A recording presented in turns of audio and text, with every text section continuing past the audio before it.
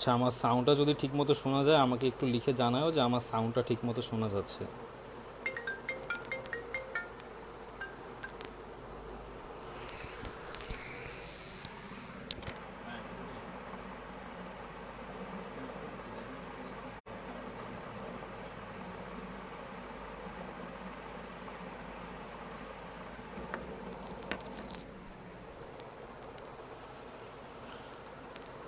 আমার কথাটা কি ক্লিয়ার শোনা যাচ্ছে কিনা একটু আমাকে জানালে আমার জন্য সুবিধা হতো আর কি।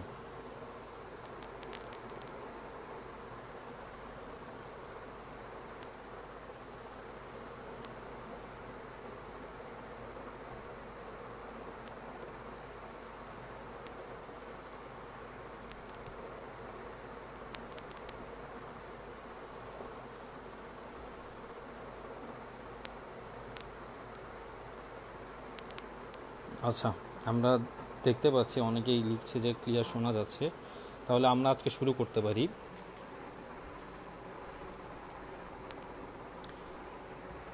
তোমরা সবাই দেখতেই পাচ্ছ আজকে আমাদের সানরাইজের যে কলেজ ভর্তি কোচিংয়ের যে ক্লাসগুলো ছিল সেই ক্লাসগুলোর মধ্যে আজকে আইসিটি বিষয়টা, এবং আইসিটি বিষয়ের আজকে সেকেন্ড লেকচার। তোমরা অলরেডি একটা লেকচার পার করে আসছো এবং তোমাদের আশা করি অলরেডি তোমরা এসএসসি পরীক্ষা দিয়ে ফেলেছো এবং তোমরা কলেজ ভর্তির জন্য প্রস্তুতি নিচ্ছ, এবং সেই ক্ষেত্রে তোমাদের এই আইসিটি বিষয় সম্পর্কে ভালোই দক্ষতা রয়েছে এবং এই সম্পর্কে তোমাদের একটা ভালো আইডিয়া হয়ে গেছে অলরেডি। তারপর আমরা কলেজ ভর্তির জন্য কিছু গাইডলাইন দিয়ে আসলে পড়বো এখানে। যে বিষয়টা আমাদের আসলে ভর্তি কোচিংয়ের জন্য মূল যে ফোকাসটা থাকে সেটা হচ্ছে ভর্তি পরীক্ষাগুলোতে আমাদের যেভাবে কোশ্চেনগুলো আসে আমরা সেই বিষয়গুলোতে একটু গুরুত্ব দিয়ে দেখার চেষ্টা করি আসলে। তো আজকে সেই বিষয়টার জন্য আমরা আইসিটি সেকেন্ড লেকচারে আমাদের যে টপিকটা সেটা হচ্ছে আমার লেখালেখি ও হিসাব, মাল্টিমিডিয়া গ্রাফিক্স, ডেটাবেজ এর ব্যবহার। তো তোমরা আশা করি যেই সানরাইজের শিটটা ছিল শিটটা তোমরা অবশ্যই কালেক্ট করে নিয়েছো, বা যারা এখনও সানরাইজ থেকে শিটটা কালেক্ট করে নেওনি তারা লেকচার শিটটা কালেক্ট করে নেবে। এখানে বিষয়গুলো সুন্দর করে গুছিয়ে দেওয়া আছে, তোমাদের জন্য পড়তে সহায়ক হবে। তো আজকে আমরা আমাদের যেই সেকেন্ড লেকচার সেই সেকেন্ড লেকচারটা তাহলে এখান থেকে শুরু করছি।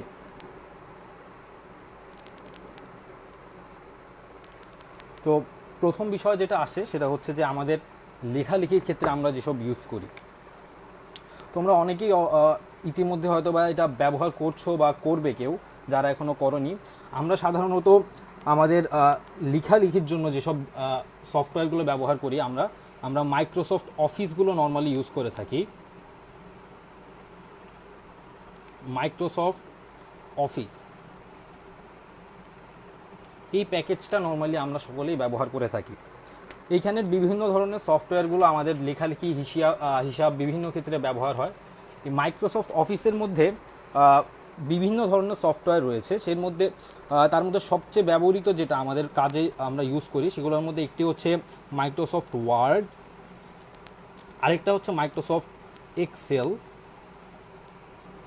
এই দুটোই আমরা সবচেয়ে বেশি ব্যবহার করি এবং আমাদের যে দৈনন্দিন কাজ আমরা করে থাকি এর মধ্যে এই দুটো সবচেয়ে বেশি ব্যবহৃত হয়। তো আমরা প্রথম যেই বিষয়টা জানবো আমরা মাইক্রোসফট ওয়ার্ড সম্পর্কে জানবো, কারণ আমরা আমাদের লেখালেখির জন্য যেই সফটওয়্যারটা ব্যবহার করে থাকি সেটা হচ্ছে আমাদের মাইক্রোসফট ওয়ার্ড। মাইক্রোসফট ওয়ার্ড ছাড়া আমাদের আরও বিভিন্ন ধরনের সফটওয়্যার রয়েছে এসব লেখালেখির জন্য। তোমরা যদি এর বাইরেও কোনো কিছু জানো, যে মাইক্রোসফট ওয়ার্ডের বাইরেও আরও কোনো সফটওয়্যার তোমাদের জানা থাকে তাহলে সেটা আমাকে কমেন্ট করে জানাতে পারো। তবে আমরা আমাদের সিলেবাসের মধ্যে মাইক্রোসফট ওয়ার্ডটাই অন্তর্ভুক্ত রেখে আমরা আগাই। তো আমরা মাইক্রোসফট ওয়ার্ডের যে পরিচিতিটা সেটা আমাদের আসলে খুব বেশি বলার কিছু নেই। আমরা এটা মূলত ব্যবহার করে থাকি আমাদের লেখালেখির জন্য। এখন লেখালেখির জন্য তো আমরা আমাদের খাতাই বা আমাদের বিভিন্ন মাধ্যমই রয়েছে, কেন আমরা মাইক্রোসফট ওয়ার্ডটা ইউজ করি অথবা আমরা কেন ডিজিটালাইজড পদ্ধতিতে এটা আসলে ব্যবহার করি এটার একটা বিশেষ গুরুত্ব রয়েছে। আমরা যখন সাধারণভাবে লিখি খাতায় কোনো কিছু, ধরো আমি খাতায় এই লেখাটা যদি লিখি, যদি এটা ভুল হয়ে যায় সেই ক্ষেত্রে কিন্তু এটাকে সম্পাদনা করা অথবা এটার যে ভুল সেটাকে শুদ্ধ করাটা কিন্তু আসলে খুবই জটিল। ধরো আমি এই লেখাটা লিখে যদি কেটে দেই এই বিষয়টা দেখতে কিন্তু দৃষ্টিকটু দেখাবে। হ্যাঁ, সেই ক্ষেত্রে আমাদের এই যে অফিস সফটওয়্যারগুলো রয়েছে এবং আমাদের যে ওয়ার্ড প্যাকেজগুলো রয়েছে সেগুলো কিন্তু আমাদেরকে এই সম্পাদনার ক্ষেত্রে, আমাদের ভুল সংশোধনের ক্ষেত্রে বিশেষ সুবিধা দেয়, যার কারণে আমরা এই যে সহজলভ্য ব্যবহারটা এবং যে সুবিধাজনক, যার কারণেই আমাদের এই যে সনাতন পদ্ধতি থেকে ধীরে ধীরে ডিজিটালাইজড পদ্ধতি আমরা যে ব্যবহার করছি তার কিন্তু অনেক সুফলই আমরা ভোগ করতে পারছি। তো আমরা আমাদের এই লেখালেখির জন্য যে সফটওয়্যারটা ব্যবহার করছি সেটা হচ্ছে আমাদের মাইক্রোসফট অফিস ওয়ার্ড, যেটা আমরা বলছি, এবং এর কিছু বিষয় আমাদেরকে জানতে হবে। এই বিষয়গুলো কিছু কিওয়ার্ড থাকবে আমাদের, এই কিওয়ার্ডগুলো আমাদেরকে অবশ্যই জানতে হবে, কারণ আমরা বিভিন্ন সময় দেখেছি যে আমাদের এমসিকিউ পদ্ধতিতে, পরীক্ষা পদ্ধতিতে এমসিকিউ অনেক সময় থাকে। অনেক সময় আমাদের যেহেতু এবার ভার্চুয়ালি পরীক্ষাগুলো হচ্ছে, বিভিন্ন ধরনের শর্ট কোশ্চেনগুলো আমাদের জন্য কিন্তু খুবই ইম্পর্টেন্ট। সো সেই ক্ষেত্রে আমাদের যে বিভিন্ন কিওয়ার্ডগুলো সম্পর্কে খুব ভালোভাবে জানা লাগবে। এবং আমি আগেই বলেছি যে আমাদের যে লেকচার শিট সেটা তোমরা কালেক্ট করে নিবে অবশ্যই, সেখানে এই বিষয়গুলো খুব সুন্দর করে গুছিয়ে দেওয়া আছে। তো আমরা যে বিষয়টা নিয়ে প্রথম দেখব সেটা হচ্ছে মাইক্রোসফট ওয়ার্ড।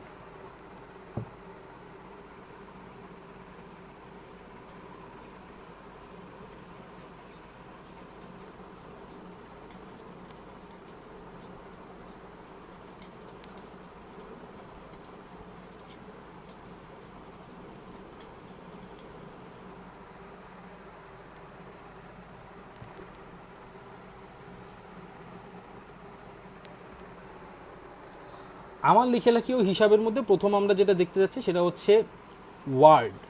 এবং ওয়ার্ডের আমরা যে সফটওয়্যারটা ইউজ করছি এখানে সেটা হচ্ছে 2007 সালের যে ভার্সনটা সেইটা। এবং এই 2007 সালের ভার্সনে আমাদের কয়েকটা আমরা এখান থেকে কিওয়ার্ড তোমাদেরকে জানাতে চাই। সেই কিওয়ার্ডগুলোর মধ্যে প্রথম যে বিষয়টা সেটা হচ্ছে নিউ একটি বাটন থাকবে আমাদের। সেই নিউ বাটনটা আমাদের কি কাজে লাগবে? তো আমরা সবাই জানি যে আমাদের যখন আমরা লেখালেখি করি আমরা এক পেজে অবশ্যই সব লেখা লিখতে পারি না।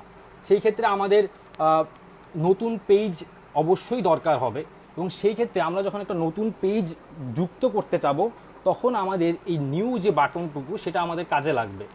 এই নিউ বাটনটুকুতে আমরা ব্ল্যাঙ্ক পেজ অন্তর্ভুক্ত করতে পারি, আমরা বিভিন্ন ফরম্যাটের পেজ অন্তর্ভুক্ত করতে পারি। সাধারণত আমরা যেটা ইউজ করি সেটা হচ্ছে আমাদের ব্ল্যাঙ্ক পেজ।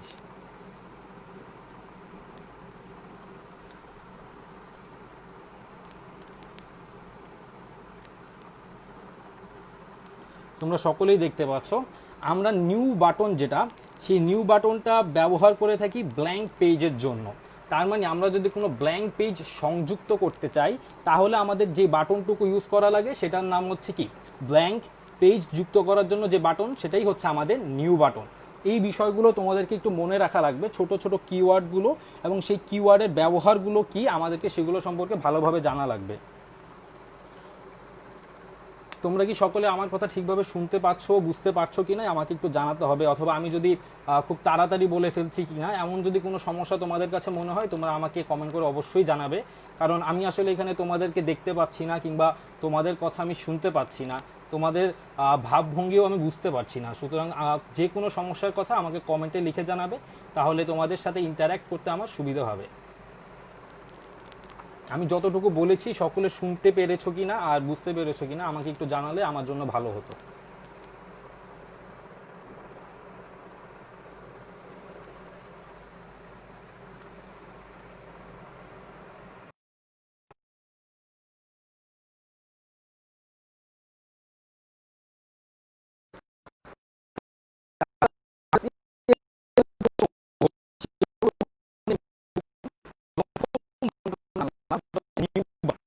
এবং পরে বাটনটাকে জানাবো, বাটনটা হচ্ছে আমাদের হোম বাটন।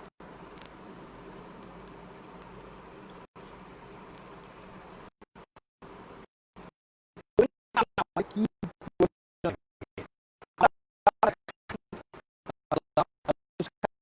আমাদের সংরক্ষণ করতে হবে, এবং সংরক্ষণ করার পর আমি সেই লেখাটা লিখে দিলাম। সংরক্ষণ করে রাখার পরে পরবর্তীতে যে কোনো সময় সেটা আমার খোলার প্রয়োজন হতেই পারে। সংরক্ষণ করা কোনো একটা ফাইল যখন আমি ওপেন করতে যাব তখন আমার এই বাটনটা ইউজ করতে হবে।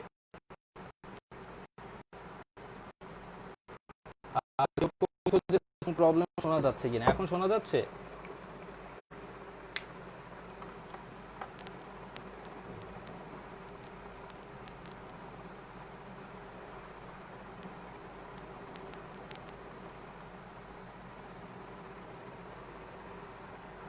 আচ্ছা, সমস্যা হচ্ছে অনেকেই লিখছে। এখন কি শোনা যাচ্ছে?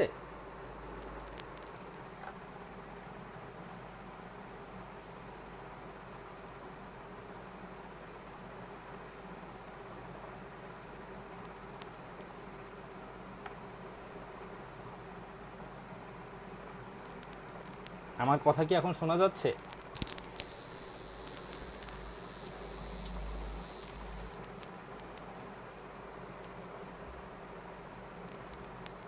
ওকে, এখন ঠিক আছে। ওকে, থ্যাংক ইউ। তোমাদের সকলকে অনেক ধন্যবাদ আমাকে জানানোর জন্য। আসলে তোমাদেরকে আমি দেখতে পাচ্ছি না বা তোমাদের থেকে কিছু শুনতে পাচ্ছি না, এটাও আসলে একটা খুবই আমার জন্য কষ্টদায়ক, অথবা আমার জন্য ক্লাসটা নেওয়াটাও খুব কঠিন হয়ে যায় আসলে এভাবে। তবে যাই হোক, এখন এই পরিস্থিতিতে আমাদের আসলে এভাবেই চালাতে হবে, এবং এর থেকে ভালো কোনো পদ্ধতি আসলে আমরা এর থেকে বেরও করতে পারিনি, এবং এভাবেই আসলে আমাদেরকে যতদিন এই আমাদের সংকটময় পরিস্থিতি থাকে আমাদের এগিয়ে যেতে হবে। যাই হোক, আমরা যেখানে ছিলাম, আমরা বলছিলাম যে আমরা মাইক্রোসফট ওয়ার্ডের যে বিভিন্ন বাটন সমূহ রয়েছে, বিভিন্ন অপশন সমূহ রয়েছে, সেগুলো সম্পর্কে জানবো। এবং প্রথম যে বিষয়টা আমরা জানতে চাচ্ছিলাম সেটা হচ্ছে বিভিন্ন বাটন সমূহ। এর মধ্যে আমরা একটা বাটন শেষ করে ফেলেছি, সেটা হচ্ছে নিউ বাটন। এবং আমরা এরপরে যেটাতে চলে আসছি সেটা হচ্ছে ওপেন বাটন। ওপেন বাটনটা আমরা যেটা বলছিলাম যে আমরা যে কোনো একটা ফাইল যখন সংরক্ষণ করে রেখে দিই, সেই সংরক্ষণ করা ফাইল পরবর্তীতে যখন আমি ওপেন করতে চাই বা সেটা যখন পুনরায় ব্যবহার করতে চাই, তখন আমার যেই অপশনটি কাজে লাগে সেটাই হচ্ছে ওপেন। তার মানে ওপেন যেই বাটনটি, সেটা আমার গুরুত্বপূর্ণ কখন? যখন আমি পূর্বের কোনো ফাইল সেটা আমি পুনরায় ব্যবহার করতে চাবো, তখনই আমি ওপেন দিয়ে সেই পুরনো ফাইলটি ওপেন করব, অন করব, এবং সেটা আমি ব্যবহার করার জন্য এখানে অ্যাক্সেস পাবো। এটাই হচ্ছে আমাদের ওপেন বাটনটির জন্য যে কথাটুকু ছিল সেটা। এরপরে আমরা যেটা বলতে চাচ্ছি সেটা হচ্ছে সেভ বাটন। আমি এগুলো সম্পর্কে একটু দ্রুত এগিয়ে যাব। তোমরা অলরেডি এগুলো সম্পর্কে জেনে এসেছো। যদি কারো কোথাও সমস্যা হয় আমাকে সঙ্গে সঙ্গে জানাবে, আমি তোমাদের সেই সমস্যাটুকু সলভ করার চেষ্টা করব। তো আমাদের ওপেন বাটনের পর যে বাটনটুকু সেটা হচ্ছে সেভ বাটন। আমরা যখন একটা লেখা লিখে ফেলবো, সেই লেখাটা অবশ্যই আমাদের সংরক্ষণ করার প্রয়োজন রয়েছে, কারণ আমরা যদি সংরক্ষণ না করি তাহলে এটা আমরা পরবর্তীতে ব্যবহার করতে পারবো না। সুতরাং কোনো একটা লেখা লিখে ফেলার পরে সেটাকে আমি যখন সংরক্ষণ করতে যাব, তখন আমার প্রয়োজন হবে সেভ বাটনের। তারপরে আমরা যেটা যাব সেটা হচ্ছে ক্লোজ। ক্লোজ মানে তোমরা সকলেই জানো যে ক্লোজটা কেন আমরা ব্যবহার করি। আমাদের কাজ শেষ, অবশ্যই আমাদের প্রোগ্রাম থেকে বেরিয়ে যেতে হবে, সেজন্য আমরা ব্যবহার করব হচ্ছে ক্লোজ বাটন। এবার আমরা একটু ভিতরে চলে যাই। আমরা এতক্ষণ একদম সাধারণ আলোচনা করছিলাম অপশনগুলো সাধারণ ব্যবহার সম্পর্কে। এবার আমরা যে বিষয়টাতে চলে যাব সেটা হচ্ছে যে আমরা কিভাবে টেবিল যুক্ত করতে পারি। আমরা জানি যে আমাদের বিভিন্ন তথ্য উপস্থাপনের ক্ষেত্রে আমরা টেবিল ব্যবহার করে থাকি।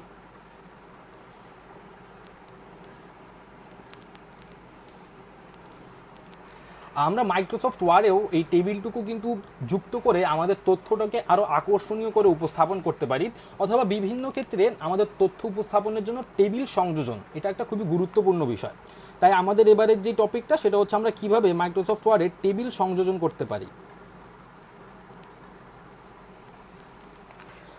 মাইক্রোসফট ওয়ার্ডে যদি আমরা টেবিল সংযোজন করতে চাই, তাহলে আমাদের জন্য যেই বিষয়টাতে প্রথমে যেতে হবে সেটা হচ্ছে আমাদের উপরে যে বার থাকবে সেই বারের মধ্যে আমরা টেবিল অপশন দেখতে পাবো।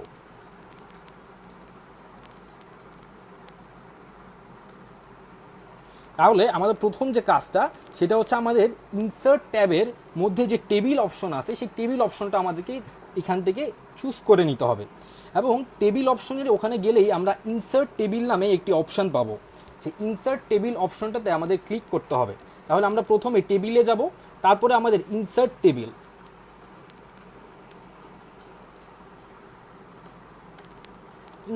অপশনে আমাদের যেতে হবে, এবং ইনসার্ট টেবিল অপশনে গেলেই আমাদের একটা ডায়ালগ বক্স আসবে। এখন আমাদের প্রশ্ন হতেই পারে যে ডায়ালগ বক্স জিনিসটা কি। ডায়ালগ বক্সটা হচ্ছে তুমি যখন ইনসার্ট টেবিল অপশনটাতে যাবে, তোমার কয়টা কলাম অথবা কয়টা রো প্রয়োজন সেটা কিন্তু মাইক্রোসফট ওয়ার্ড জানে না, সেটা তোমাকে নির্দিষ্ট করে দিতে হবে। আচ্ছা, রো কি কলাম কি সেটা একটু বলে নেই। আমরা এই যে ভূমি বরাবর যে অংশটুকু এটা হচ্ছে আমাদের রো, আর এই যে উলম্ব বরাবর যেটা সেটা হচ্ছে আমাদের কলাম। তোমরা দেখতেই পাচ্ছ ভূমি বরাবর যে অংশ সেটা হচ্ছে রো, আর উলম্ব বরাবর যেটা সেটা হচ্ছে কলাম। তার মানে একটা টেবিলের মধ্যে রো আর কলাম কয়টা সংযুক্ত করতে চাই আমি, সেটা কিন্তু মাইক্রোসফট ওয়ার্ড জানে না, আমাকে জানিয়ে দিতে হবে। এবং সেই জানিয়ে দেওয়ার কাজটি আমি ডায়ালগ বক্সের মাধ্যমে করব। এবং ডায়ালগ বক্সে তুমি সেটা নির্দিষ্ট করে দেওয়ার মাধ্যমেই কি করবে, ইনসার্ট টেবিল অপশনের মাধ্যমে তুমি টেবিল ইনসার্ট করতে পারবে। এবং এখানে তুমি বিভিন্ন ছবিও যুক্ত করতে পারো, বিভিন্ন ডকুমেন্ট যুক্ত করতে পারো, এগুলো সম্পর্কে তোমরা আরও বিস্তারিতভাবে জানবে। এবং আমরা ছবি যুক্ত করার ক্ষেত্রে কিন্তু এখানে আবার সেই ইনসার্ট অপশনটি ব্যবহার করি। তার মানে ইনসার্ট অপশনটা বা ইনসার্ট যে ট্যাবটা রয়েছে সেটা বিভিন্ন যে কোনো জিনিস আমাদের সংযুক্ত করার ক্ষেত্রে আমরা ব্যবহার করে থাকি। আশা করি তোমরা সবাই টেবিল সংযুক্ত করার ব্যাপারটি বুঝতে পেরেছো। আমি আরও সামনের দিকে অগ্রসর হচ্ছি।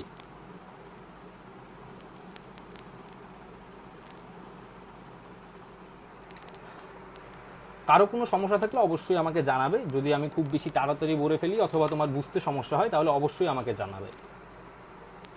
টেবিল সংযোজনের পর আমাদের যে বিষয়টি চলে আসে সেটা হচ্ছে ছবি সংযোজন। ছবি সংযোজন কেন প্রয়োজন? আমরা একটা ডকুমেন্টকে আকর্ষণীয় করে যখন উপস্থাপন করতে চাই আমাদের ছবি সংযোজনটা খুবই গুরুত্বপূর্ণ।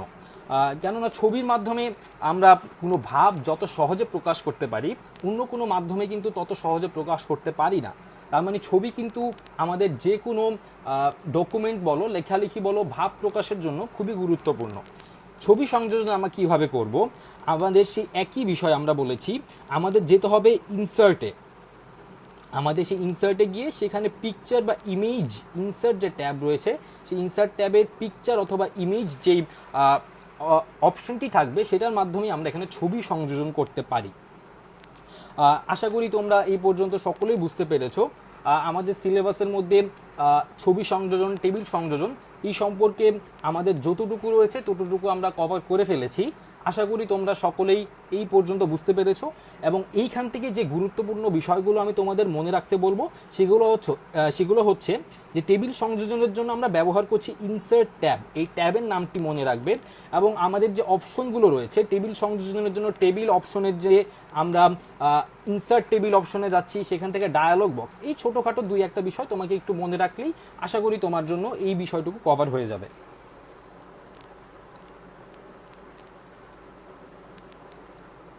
এই পর্যন্ত যদি কারো কোনো সমস্যা না থাকে তাহলে আমি আরও সামনের দিকে আগাবো।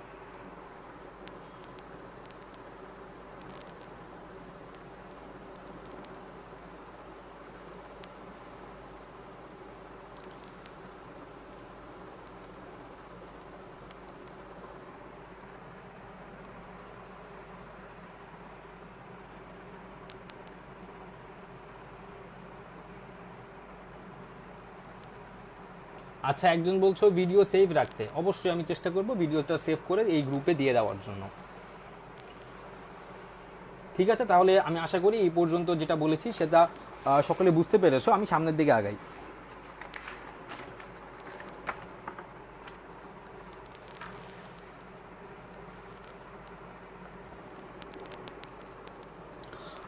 আমাদের যেই বিষয়টুকু ছিল আমার লেখালেখি বলতে বুঝতেই পারছো, লেখালেখির জন্য আমরা সাধারণভাবে ওয়ার্ড প্যাকেজগুলো ব্যবহার করি।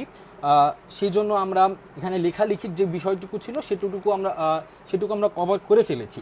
এবার আমাদের এর পরের যে অংশটুকু হিসাব, আমরা হিসেব করার জন্য সাধারণত সবচেয়ে প্রচলিত যে সফটওয়্যারটা সেটার নামটা তোমরা আমাকে একটু লিখে জানাতে পারো। আশা করি সকলেই জানো, তারপরও লিখে জানালে তোমাদের সাথে আমাদের ইন্টারঅ্যাকশন করাটা একটু সহজ হয়। তো তোমরা সবাই একটু কমেন্ট করে লিখে জানাতে পারো যে আমরা হিসেব করার জন্য কম্পিউটারে কোন সফটওয়্যারটা ব্যবহার করি।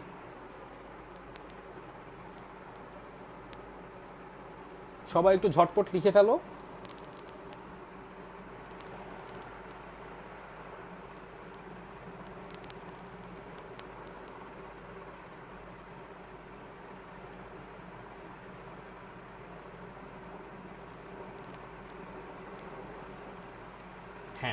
সাজ্জাদ হোসেন লিখে ফেলেছো, প্রভাকর বড়ুয়া লিখে ফেলেছো এমএস এক্সেল। হ্যাঁ, আরও অনেকেই লিখছো এমএস এক্সেল, একদম পারফেক্ট। আমরা যেই সফটওয়্যারটা ইউজ করি সেটা হচ্ছে আমাদের MS Excel, Microsoft Word Microsoft Excel আমরা যে ইউজ করে থাকি। একজন লিখেছে স্প্রেডশিট, হ্যাঁ এগুলোকে স্প্রেডশিট সফটওয়্যার বলে, এটাও একটা জেনারেল নেম আমরা বলি, কিন্তু সবচেয়ে প্রচলিত যেটা সেটা হচ্ছে কিন্তু মাইক্রোসফট এক্সেল আমরা যেটা ইউজ করে থাকি সাধারণত। তো আমরা এই যে সফটওয়্যারগুলো, এই সফটওয়্যারগুলোকে বলে স্প্রেডশিট সফটওয়্যার।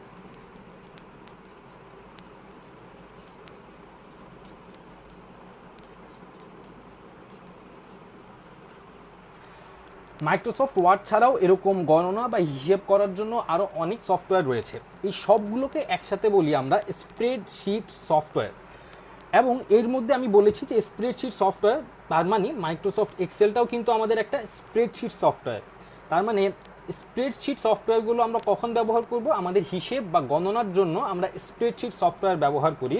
তবে যদি তোমাকে বলা হয় যে সবচেয়ে প্রচলিত স্প্রেডশিট সফটওয়্যার কোনটি, তাহলে সেটা হবে অবশ্যই এমএস এক্সেল। তো আমরা এই হিসেব করার জন্য যেসব সফটওয়্যার ব্যবহার করি সেগুলোতে আসলে আমরা কি ধরনের সুবিধা পাই? প্রথম হচ্ছে আমরা গাণিতিক যেসব হিসেব ম্যানুয়ালি করি, ধর আমরা হাতে কলমে গুণ যোগ, ধর আমি তোমাকে যদি বলি 2 যোগ 10 এটা হচ্ছে 12, এটা তুমি হাতে খুব সহজে করে ফেললে। কিন্তু তোমাকে যদি আমি হাজার হাজার ডেটা দিয়ে দিই এবং অসংখ্য ডেটাকে যদি একসঙ্গে যোগ করতে বলি, তাদেরকে গুণ করতে বলি, তাদের যদি বলি যে তাদের মধ্যমান কত, এই ধরনের যে গাণিতিক হিসেবগুলো, তাদের গড়, এই সকল বিষয়গুলো কিন্তু ছোট ছোট 4, 5 কিংবা 6 অথবা আমাদের সাধারণ রেঞ্জে আমরা যে সকল ডেটা ইউজ করি সেগুলোর জন্য কিন্তু খুব সহজ। কিন্তু তোমাকে যদি অসংখ্য ডেটা দিয়ে দেওয়া হয় তখন কিন্তু তোমার পক্ষে এভাবে হাতে কলমে করা মোটেও সহজ হবে না। সেই সব ক্ষেত্রে আমাদের স্প্রেডশিট সফটওয়্যার খুবই গুরুত্বপূর্ণ এবং আমাদেরকে অনেক বেশি সুবিধা দেয়। আমরা বিভিন্ন সূত্রগুলো সম্পর্কে জানবো, যে সূত্রগুলো আমাদেরকে এই বিভিন্ন গাণিতিক কাজ সমাধানে, গাণিতিক সমস্যা সমাধানে সহায়তা করবে। এবং এই সূত্রগুলোর জন্য আমরা প্রথমে বেসিক কিছু জিনিস জেনে নিব।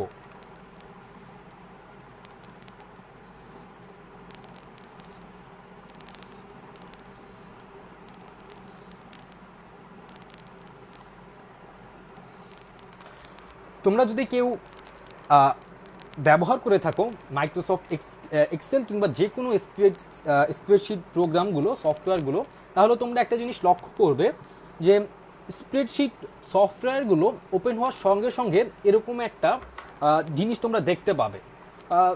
এই জিনিসটার মধ্যে তোমরা দুইটা বিষয় এখানে মুখ্য, সেটা হচ্ছে এই যে বরাবর এই রো এবং এই বরাবর যে কলাম, এই রো এবং কলাম, এই দুটো বিষয়ের সম্মিলনেই আমরা এই স্প্রেডশিট যেটা, সেই স্প্রেডশিটটা পাই। এখন তোমরা যদি মাইক্রোসফট এক্সেলটা ব্যবহার করো, তোমরা দেখতে পাবে এভাবে ABC লেখা থাকে এবং এই পাশে লেখা থাকে তোমার 1, 2 এইভাবে লেখা থাকে। তার মানে আমাদের ABC এগুলো হচ্ছে কলামের নাম, আর 1, 2, 3, 4 এভাবে যেতে থাকলে সেটা হচ্ছে তোমার রো। এই কলাম এবং রো এটা মিলেই আমাদের স্প্রেডশিট। এখন স্প্রেডশিটের মধ্যে একটা জিনিস জানা খুবই গুরুত্বপূর্ণ, সেটা হচ্ছে সেল। সেল জিনিসটা কি? সেল হচ্ছে কি, আমরা যদি সেলের শাব্দিক অর্থটা করি তাহলে সেটা একটু কুঠি, একটা কুঠিকে আমরা সেল বলি সাধারণত।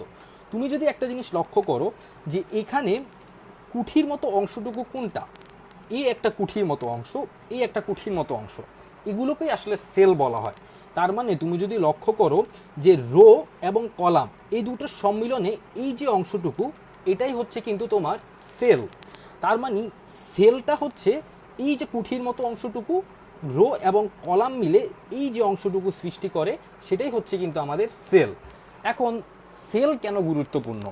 কারণ আমরা মাইক্রোসফট এক্সেলে যত কাজ করি সেটা সব কিছুই সেলের মধ্যেই করা হয়, তাই আমাদের সেল কি সেই জিনিসটা জানা গুরুত্বপূর্ণ এবং আমরা জেনেই ফেললাম সেল কি। এবার হচ্ছে আমরা যে সূত্রগুলো ব্যবহার করব সেই সূত্রগুলোর ব্যবহার কিভাবে করব এবং এই ক্ষেত্রে যেই বিষয়গুলো সেগুলো কি। সূত্রের জন্য আমরা যে কোনো একটা সেল, সেই সেলের মধ্যে এই সমান সমান চিহ্নটা আমাদেরকে অবশ্যই ব্যবহার করতে হবে। সূত্রের মধ্যে যদি আমরা সমান চিহ্ন ব্যবহার না করি তাহলে সূত্র কোনোভাবেই লেখা যাবে না। তার মানে যদি বলা হয় যে স্প্রেডশিট প্রোগ্রামের মধ্যে কোন বিষয়টা সূত্রের জন্য আবশ্যক, সেটা হচ্ছে আমাদের এই সমান চিহ্নটা। তার মানে সমান চিহ্নটা দিয়েই আমাদের সকল সূত্র শুরু হবে।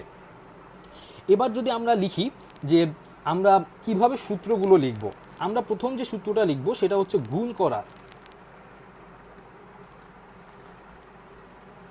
গুণ করার জন্য আমাদের প্রথম কথা আমরা বলেছি যে আমাদের সমান চিহ্ন দিয়ে শুরু করতে হবে।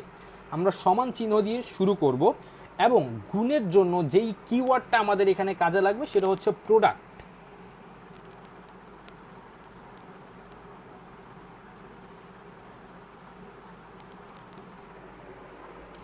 অর্থাৎ এখানে যে সমান চিহ্ন সেটা দিয়ে আমি বুঝাচ্ছি যে আমি এখানে একটা সূত্র লিখতে যাচ্ছি অথবা এখানে একটা আমি গাণিতিক কার্য সম্পাদন করতে যাচ্ছি, এবং প্রোডাক্টটা দিয়ে আমি বোঝালাম যে এখানে আমি যে গাণিতিক কার্যটা সম্পাদন করছি সেটা হচ্ছে আমার গুণ করা। তার মানে ইকুয়াল প্রোডাক্ট, এটা দিয়ে আমি বুঝিয়ে ফেলেছি অলরেডি যে আমি এখানে গুণ করতে যাচ্ছি। এইবার এই প্রোডাক্ট ইকুয়াল টু এটা আমাকে লিখতে হবে কোথায়? ফলাফল সেলে। যদি আমি বলি যে আমি এখানে লিখলাম এ কলামে আমি লিখলাম 5, বি কলামে লিখলাম আমি 5, আমি 5 আর 5 গুণ করতে চাই, তাহলে আমাকে এই ফলাফল সেল যদি আমি বলি যে এই 5 5 গুণনের যে ফলাফল সেটা আমি দেখতে চাই এই সেলে, তখন আমি এই সেলে ইজ ইকুয়াল টু প্রোডাক্ট লিখে গুণ করব। এবার চলে আসে যে প্রোডাক্ট দিয়ে আমি যদি গুণ করতে চাই আমি রেঞ্জ কিভাবে লিখব। রেঞ্জ কথাটা আসলে কি? রেঞ্জ হচ্ছে তোমার এখানে দুটো সেলের মধ্যে তুমি গুণ করতে চাচ্ছ।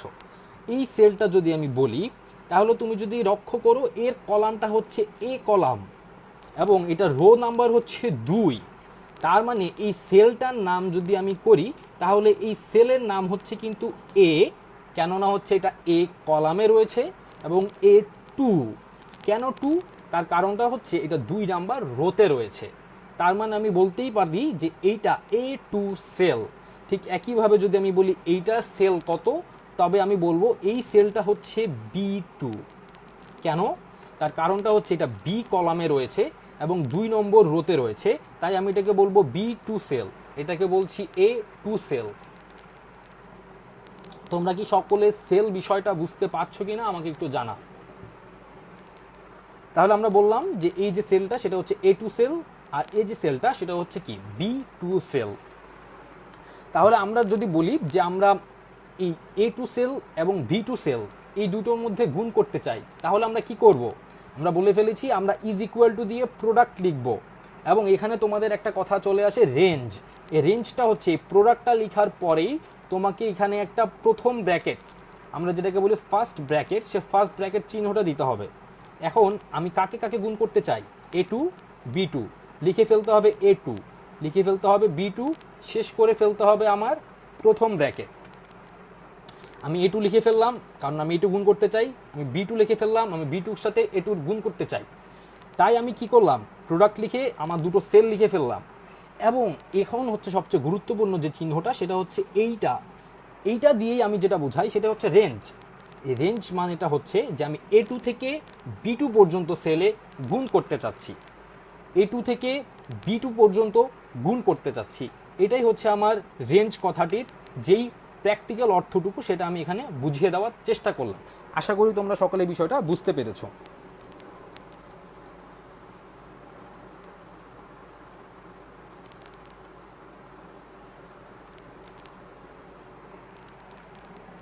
তোমরা কেউ যদি বুঝে না থাকো তাহলে আমাকে অবশ্যই জানাবে, আমি সামনের দিকে অগ্রসর হই।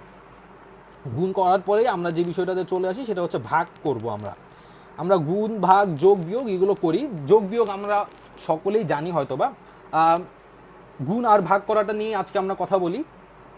এবং এরকম আরও অসংখ্য সূত্র তোমরা যদি মাইক্রোসফট এক্সেল ইউজ করো তাহলে তোমরা জানতে পারবে।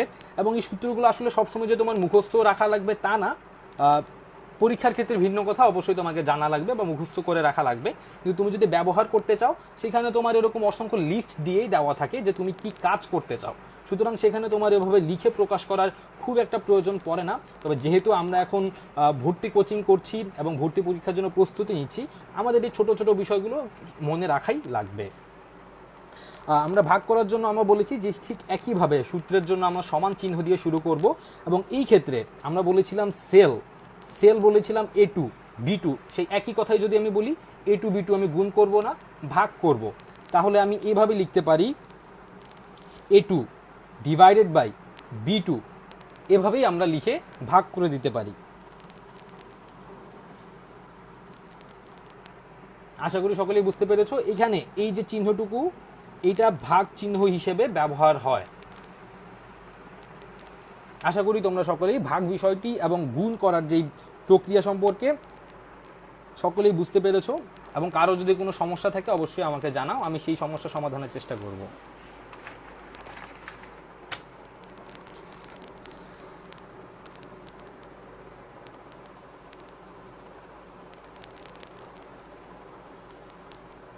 আশা করি কারো কোনো সমস্যা নেই।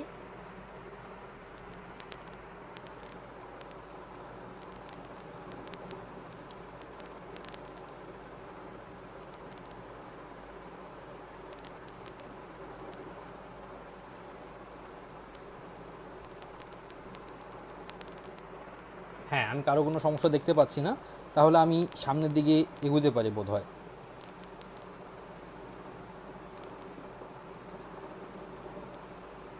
ঠিক আছে, আমরা গুণ করা দেখলাম, আমরা ভাগ করা দেখলাম। এরকম আমরা আরও অসংখ্য প্রক্রিয়া সম্পর্কে জানতে পারি। এর মধ্যে আমরা আরেকটা জিনিস জেনে নিতে পারি, সেটা হচ্ছে শতকরা কিভাবে হিসাব করে।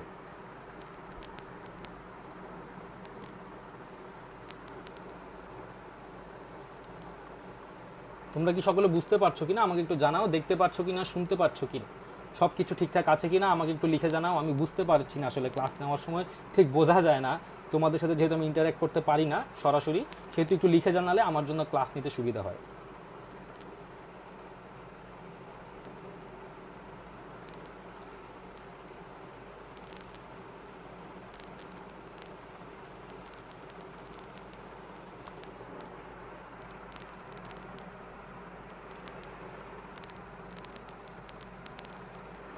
আচ্ছা, সেল জিনিসটা আরেকবার একটু বোঝাই। আচ্ছা, অবশ্যই সেল জিনিসটা আরেকবার বোঝাই। সেল জিনিসটা বোঝা আসলেই গুরুত্বপূর্ণ। তোমরা যদি এই ছবিটা একটু লক্ষ্য করো, যদি একটু হিজিবিজি হয়ে গেছে, কিছু করার নেই। আমরা এই টেবিলটা দেখছিলাম, হ্যাঁ, টেবিলের কলামটা কি রোটা কি সেটা আমরা জেনে নিয়েছি। কলামটা হচ্ছে উলম্ব দিকে যে অংশটুকু, আর রোটা হচ্ছে টেবিলের ভূমি বরাবর যে অংশটুকু, সেটা হচ্ছে রো, আর এটা হচ্ছে একটা কলাম।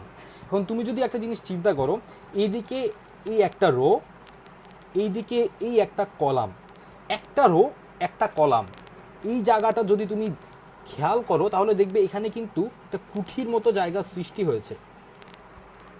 সরি, আমি উপরে দেখাচ্ছি কেন, আমি নিচে দেখাচ্ছি। এই যে কুঠির মতো একটা জায়গা সৃষ্টি হচ্ছে, এইটা যদি একটা রো হয় আর এটা যদি একটা কলাম হয়, সে কলাম এবং রো মিলে একটা কুঠির মতো জায়গা সৃষ্টি করছে। এই যে জায়গাটুকু, এটাকেই আমরা সেল বলছি। তার মানে তুমি যদি খুব সাধারণভাবে বলতে চাও, তুমি বলতে পারো যে একটা রো এবং একটা কলাম মিলে যদি এখানে একটা যে অংশটুকু সৃষ্টি করছে সেটাই হচ্ছে সেল। তুমি যদি এবার লক্ষ্য করো যে 2 নম্বর রো 1 নম্বর কলাম এটা মিলে এখানে আরেকটা সেলের সৃষ্টি করেছে। তার মানে যদি আমি বোঝাই যে একটা কলাম 2টা রো মিলে 2টা সেলের সৃষ্টি করেছে, এই একটা সেল, এই একটা সেল, ঠিক একইভাবে এইখানে এই আরেকটা সেল, এই আরেকটা সেল। তার মানে এই যে ছোট ছোট কুঠির মতো অংশটুকু দেখতে পাচ্ছ, এগুলোই হচ্ছে এক একটা সেল। আশা করি তোমরা সকলেই বুঝতে পেরেছো।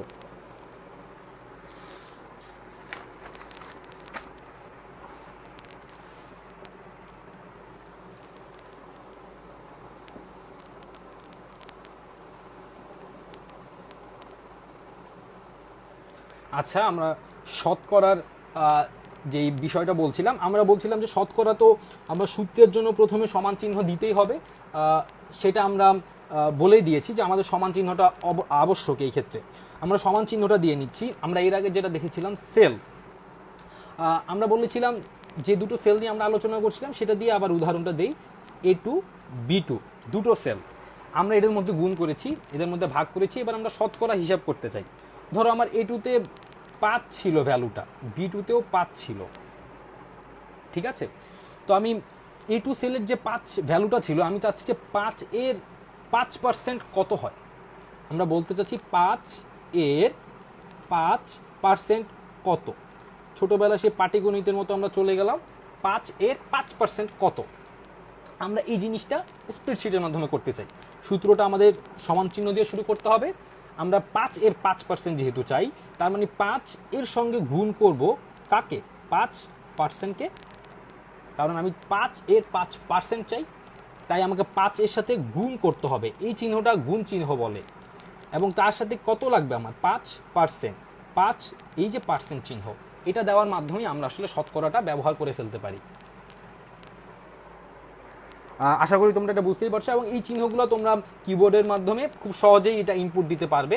আর পরীক্ষার জন্য তোমাদের যে বিষয়টুকু জানা লাগবে সেটা হচ্ছে এই যে চিহ্নগুলো সম্পর্কে তোমাদের জানা রাখবে, যে কোনটা চিহ্ন, কোন চিহ্ন কোন কাজে আমরা ব্যবহার করি। আশা করি তোমরা এইটুকু এখন পর্যন্ত যা বললাম সে সম্পর্কে সকলেই একটা মোটামুটি ক্লিয়ার আইডিয়া পেয়েছো। এবং এখানে তোমরা দেখতেই পাচ্ছ যে বহু নির্বাচনী প্রশ্ন উত্তর যেগুলো রয়েছে তোমাদের শিটের, যেই শিটটা দেওয়া আছে তোমাদের লেকচার শিট, আমি সকলকে আবারও বলছি তোমরা লেকচার শিটটা অবশ্যই কালেক্ট করে নিবে, এবং লেকচার শিটের গাইডলাইন যেভাবে আছে সেভাবে ফলো করতে পারো তোমরা। তোমাদের জন্য এটা সুবিধাজনক হবে এবং সহায়ক হবে। আমি আজকে যতটুকু করালাম তোমরা অবশ্যই চেষ্টা করবে বাসায় আজকে এই যে বহু নির্বাচনী প্রশ্ন উত্তরগুলো, এগুলো বাসায় সলভ করে ফেলার। আশা করি এই যে বিষয়গুলো আমি কভার করলাম তার মধ্যে থেকেই তোমরা এগুলো খুব সহজে নিজেরাই সলভ করতে পারবে।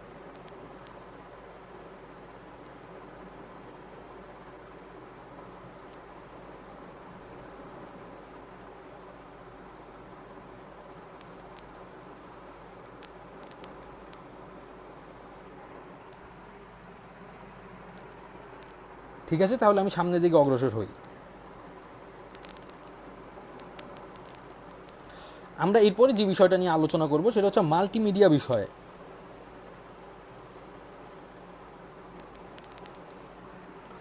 আমরা আমাদের যে প্রথমটুকু অংশ ছিল আমার লেখালেখি এবং হিসাব, সেই অংশটুকু আমরা কভার করে এসেছি। এবার আমরা শুরু করব হচ্ছে মাল্টিমিডিয়া নিয়ে।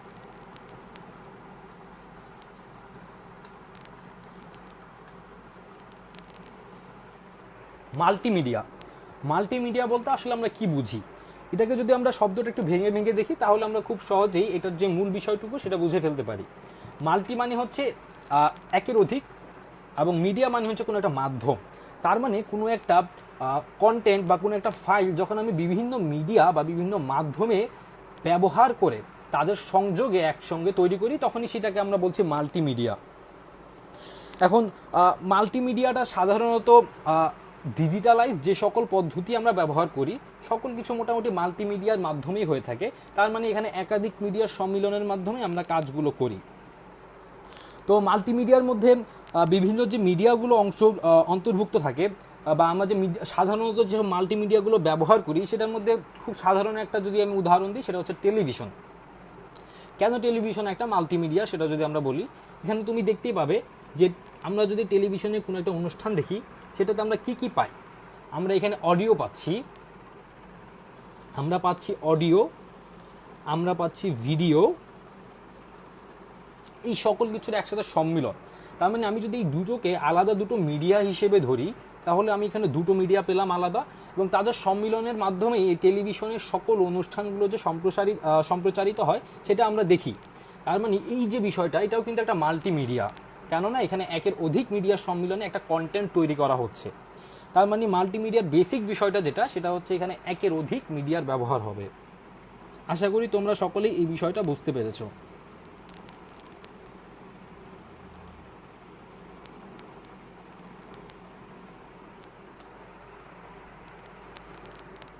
তার মানে আমরা খুব সাধারণভাবে মাল্টিমিডিয়ার যেই কথাটা বললাম সেটা তোমরা সকলেই বুঝতে পেরেছো আশা করি। এখন মাল্টিমিডিয়ার ক্ষেত্রে যে বেসিক জিনিসটা সেটা আমরা যদি আরেকটু এলাবোরেটলি বলি তাহলে মাল্টিমিডিয়ার মাধ্যমগুলোকে আসলে আমরা কি বলি অ্যাকচুয়ালি, সেটা হচ্ছে বর্ণ, চিত্র এবং হচ্ছে শব্দ। আচ্ছা, বর্ণ, চিত্র, শব্দ। বর্ণ ইংলিশে যাকে বলা হয় তোমার টেক্সট, চিত্র যাকে তুমি ইমেজ বলতে পারো স্টিল পিকচার বলতে পারো, এবং শব্দটাকে আমরা বলি অডিও।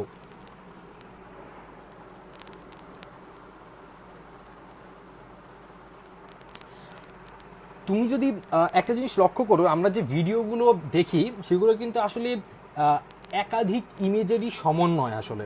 তার মানে ভিডিওগুলো কিন্তু অসংখ্য স্টিল পিকচার আমরা যেটা বলি, যে অসংখ্য চিত্রগুলো কি হয় খুব দ্রুত আমাদের সামনে চলে যেতে থাকে, যার কারণে ওটাকে আমরা একটা ভিডিও হিসেবে দেখতে পাই। কিন্তু ওটার বেসিক জিনিসটা কিন্তু আসলে স্টিল পিকচারই, কিন্তু ভিডিওর যে বেসিক সেটা হচ্ছে কিন্তু স্টিল পিকচারটাই। তার মানে মাল্টিমিডিয়ার ক্ষেত্রে আমরা যে তিনটা বিষয় এখানে মাধ্যম, সেটা হচ্ছে বর্ণ, চিত্র, শব্দ, টেক্সট, ইমেজ এবং অডিও। এটা দিয়েই আমরা এগুলোর সম্মিলনের মাধ্যমে বিভিন্নভাবে এটা সম্মিলন হবে, এবং এই বিভিন্ন সম্মিলনের মাধ্যমেই আমরা বিভিন্ন কন্টেন্ট তৈরি করব, এবং সেই কন্টেন্টগুলোর জন্য আমরা যে জিনিসটা তাহলে বলবো সেটা হচ্ছে এটা মাল্টিমিডিয়া। এবং এই মাল্টিমিডিয়ার আসলে প্রচুর ব্যবহার আমরা আমাদের এখনকার জীবনে দেখতে পাই। শিক্ষা থেকে শুরু করে তুমি যে গেমস খেলছো, গেমসটাও কিন্তু একটা মাল্টিমিডিয়া। তুমি যে আমরা যখন পড়ালেখা করি ইবুকগুলো যে ইউজ করি, সেটাতেও কিন্তু এখন মাল্টিমিডিয়ার ব্যবহার হচ্ছে। তুমি যে ভিডিও লেসনগুলো, ইভেন আমি যে এখন ক্লাস করাচ্ছি, সেটাতেও কিন্তু মাল্টিমিডিয়ার ব্যবহার হচ্ছে। তার মানে তুমি চারপাশে তাকালে তোমার প্রতিটি ক্ষেত্রে কিন্তু আজ মাল্টিমিডিয়ার ব্যবহার তুমি দেখতে পাবে। সুতরাং মাল্টিমিডিয়ার ক্ষেত্রে তোমার শিক্ষাক্ষেত্রে বিভিন্ন অবদান অবশ্যই রয়েছে। বিনোদনের ক্ষেত্রেও আমরা দেখতে পাচ্ছি সিনেমা সহ, গেম সহ সকল ক্ষেত্রেই তুমি কিন্তু মাল্টিমিডিয়া ব্যবহার করছো। এবং আরেকটা বিষয় তোমাদেরকে বলে রাখি, তোমরা অনেকে হয়তো বা প্রেজেন্টেশন সম্পর্কে জেনে থাকবে। প্রেজেন্টেশনের জন্য আমরা একটা সফটওয়্যার ইউজ করি, সেটা হচ্ছে পাওয়ার পয়েন্ট। এবং সেখানে আমরা যেই স্লাইডগুলো তৈরি করি, যে কন্টেন্টটা তৈরি করি, সেখানেও কিন্তু আমরা ছবি, শব্দ, বর্ণ অনেক কিছু যুক্ত করে কিন্তু তৈরি করি। এবং আজকালকার প্রায় সকল কন্টেন্ট দিয়ে এখন তোমার মাল্টিমিডিয়ার মাধ্যমেই আসলে তৈরি করা হচ্ছে। কারণ আমরা শুধুমাত্র বর্ণ কিংবা শুধুমাত্র চিত্র, শুধুমাত্র শব্দ দিয়ে একটা কন্টেন্ট তৈরি করলে সেটা আসলে খুব বেশি সুন্দর হয় না, কিংবা সেটা উপস্থাপনযোগ্য হয় না।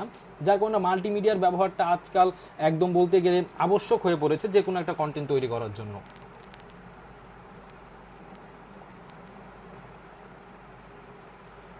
জাহিন ফারহান জিসান একটা প্রশ্ন করেছে, ওয়েবিনারও কি? ওয়েবিনার আমরা যেটা, আমি আসলে তোমার কোশ্চেনটা ঠিক ধরতে পারিনি, তুমি কি ওয়েবিনার সম্পর্কে বলতে চাচ্ছ?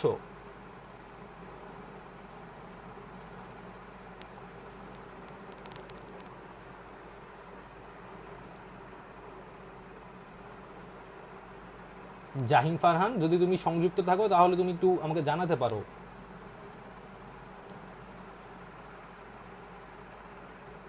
তোমার প্রশ্নটা আমি ঠিক ক্লিয়ার না, তুমি যদি আরেকবার একটু ক্লিয়ার করে প্রশ্নটা আমাকে বলো তাহলে আমার উত্তর দিতে সুবিধা হয়।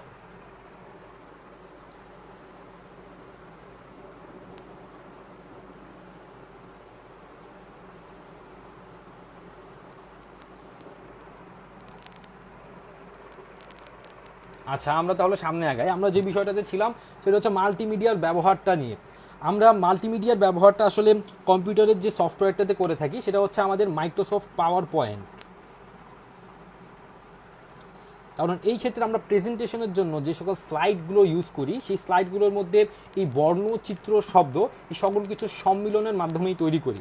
এখন তুমি যদি বলতে চাও যে মাইক্রোসফট ওয়ার্ডে কি আমরা তা করি কি না, হ্যাঁ, মাইক্রোসফট ওয়ার্ডেও কিন্তু আমরা মাল্টিমিডিয়ার ব্যবহার করতে পারি, কিন্তু খুব সাধারণভাবে যদি তুমি চিন্তা করো তাহলে কিন্তু মাইক্রোসফট ওয়ার্ডটা আমরা মূলত ব্যবহার করি লেখালেখির জন্য সাধারণত আমরা বর্ণ এবং চিত্র, খুবই কম চিত্র ইউজ করি, বর্ণটাই সবচেয়ে বেশি ব্যবহার হয়।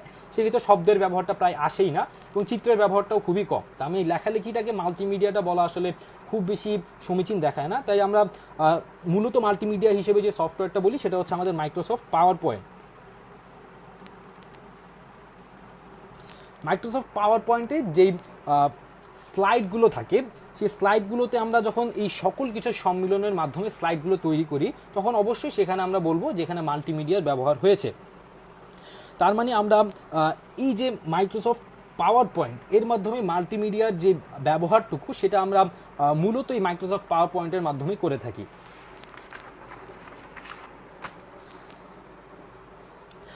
এরপরে আমরা যে বিষয়টাতে চলে যাব সেটা হচ্ছে মাইক্রোসফট পাওয়ার পয়েন্টের বিভিন্ন খুঁটিনাটি বিষয় সম্পর্কে আমরা একটু জানার চেষ্টা করব। মাইক্রোসফট পাওয়ার পয়েন্টটা অবশ্যই তৈরি করেছে মাইক্রোসফট কোম্পানি, এই সম্পর্কে সকলেই তোমরা জানো। এবং এখান থেকে একটা বিষয় যে জিনিসটা আমাদের জানতে হবে সেটা হচ্ছে প্রেজেন্টেশন স্লাইড প্রদর্শন। এই জিনিসটা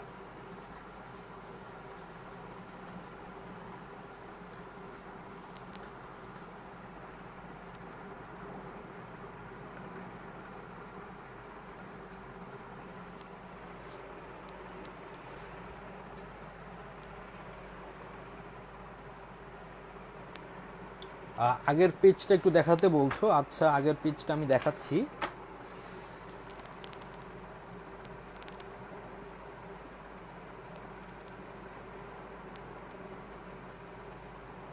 তেমন কিছুই নেই আগের পেজে। আমি যেটা বলছি মাল্টিমিডিয়া কি এবং মাল্টিমিডিয়ার প্র্যাকটিক্যাল ইউজটা আসলে আমরা যেখানে এসে করি সেটা হচ্ছে আমাদের মাইক্রোসফট পাওয়ার পয়েন্ট যে সফটওয়্যার রয়েছে সেখানে।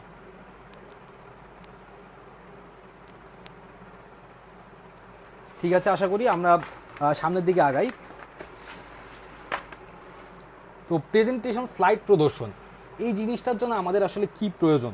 আমরা মাইক্রোসফট পাওয়ার পয়েন্ট যদি তোমরা কেউ ব্যবহার করে থাকো অথবা যদি ব্যবহার করে নাও থাকো অবশ্যই তোমরা ব্যবহার করে দেখবে। এবং আমরা সেখানে যে স্লাইডগুলো ইউজ করি, স্লাইড আসলে কি বলে? আমরা ধরো যেভাবে বলেছি আমাদের খাতায় এক একটা করে পৃষ্ঠা থাকে, একটা দুটো তিনটা চারটা পাঁচটা, এরকম যে পৃষ্ঠাগুলো থাকে আমাদের খাতায়, ঠিক একইভাবে প্রেজেন্টেশন স্লাইডের জন্য যে প্রত্যেকটা অংশ এভাবে পেজগুলোর মতো যে আলাদা করে থাকবে সেই অংশগুলোকে প্রত্যেকটাকে আমরা এক একটা স্লাইড বলি। আমি যদি আরেকবার বলি সেটা হচ্ছে আমাদের খাতায় যে বিভিন্ন পৃষ্ঠা থাকে, একটা পৃষ্ঠা দুটো পৃষ্ঠা এরকম থাকে, ঠিক একইভাবে তুমি পাওয়ার পয়েন্ট যখন ব্যবহার করবে তোমার এরকম পৃষ্ঠায়, আমরা খাতায় যেরকম পৃষ্ঠায় লিখি ঠিক একইভাবে আমরা এই যে প্রেজেন্টেশন তৈরির সময় স্লাইড ব্যবহার করি। তার মানে খাতার পৃষ্ঠা এবং স্লাইড এই দুটাকে তুমি কিছুটা দুটোর বলতে পারো যে একটা আরেকটা রূপ আর কি। মাইক্রোসফট পাওয়ার পয়েন্টে আমরা খাতার পৃষ্ঠার বদলে স্লাইড ইউজ করছি। সুতরাং স্লাইড ইউজ যে জিনিসটা সেটাই হচ্ছে তোমার এখানে প্রেজেন্টেশনের জন্য আমরা স্লাইড ইউজ করি। এবং এই স্লাইডটা আমরা ধরো আমি 5-6টা স্লাইড এরকম বানালাম, স্লাইডগুলোকে আমি যখন প্রদর্শন করতে যাব আমার এই ধরো তুমি যখন স্লাইডগুলো নিয়ে কাজ করবে সেগুলো ছোট স্ক্রিনে থাকে, এটাকে তুমি যখন বড় একটা স্ক্রিনে প্রদর্শন করবে তখন আমরা যে প্রেজেন্টেশনটা ইউজ করি সেটার জন্য আমরা একটা কি চাপ দিই, সেটা হচ্ছে আমাদের একটা শর্টকাট কি। সেটা হচ্ছে আমরা কম্পিউটার যারা ব্যবহার করি তারা জানি যে F5 যে কিটা রয়েছে সেটা প্রেজেন্টেশনের স্লাইড প্রদর্শনের জন্য ব্যবহার করা হয় এবং এই জিনিসটা খুবই গুরুত্বপূর্ণ। এবং এই জিনিসটা তোমার মনে রাখা লাগবে। আসলে প্রায় সময় তোমার প্রেজেন্টেশনের সম্পর্কে কোনো কোশ্চেন আসলে এই যে শর্টকাট কিটা সেটা তোমার প্রায় পরীক্ষার সময় দিয়ে দেয়। তো আশা করি তোমরা সকলেই বুঝতে পেরেছো যে প্রেজেন্টেশনের স্লাইড প্রদর্শনের সময় আমরা যে শর্টকাট কিটা ইউজ করি সেটা হচ্ছে আমাদের কিবোর্ডের F5 কি, এবং এটা সাধারণত তোমরা যারা কম্পিউটার ব্যবহার করো তারা সকলেই জানো আশা করি।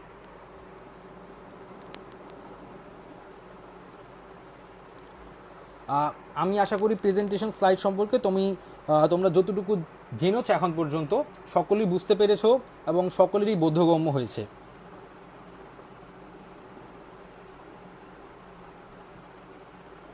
কারো যদি কোনো কিছু বুঝতে অসুবিধা হয় আমাকে অবশ্যই জানাবে।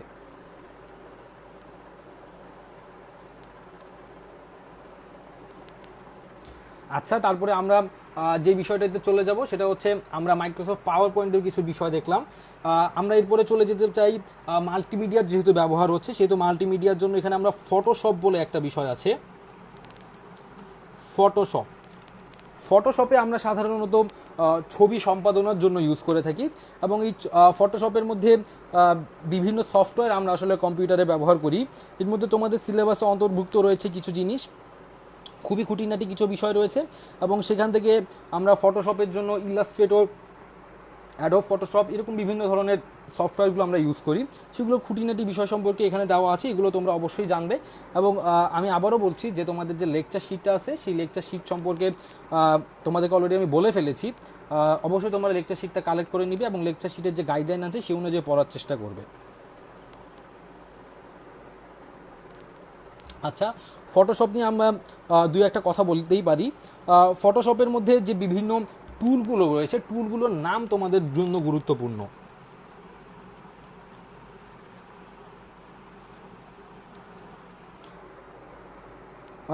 ছোটোখাটো কিছু কিছু টুলের নাম তোমাদের বইতে দেওয়া হয়েছে। এই বইয়ের যে টুলের নামগুলো রয়েছে সেগুলো সম্পর্কে তোমরা জানার চেষ্টা করবে। এই ছোট ছোট টুলের নামগুলো তোমাদের পরীক্ষার প্রশ্নে প্রায় দিয়ে দেওয়া হয়, তো সেখান থেকে আমরা ছোটোখাটো দু একটা টুলের নাম একটু জানার চেষ্টা করি। আমরা প্রথম যে টুলটার নাম জানবো সেটা হচ্ছে ল্যাসো টুল।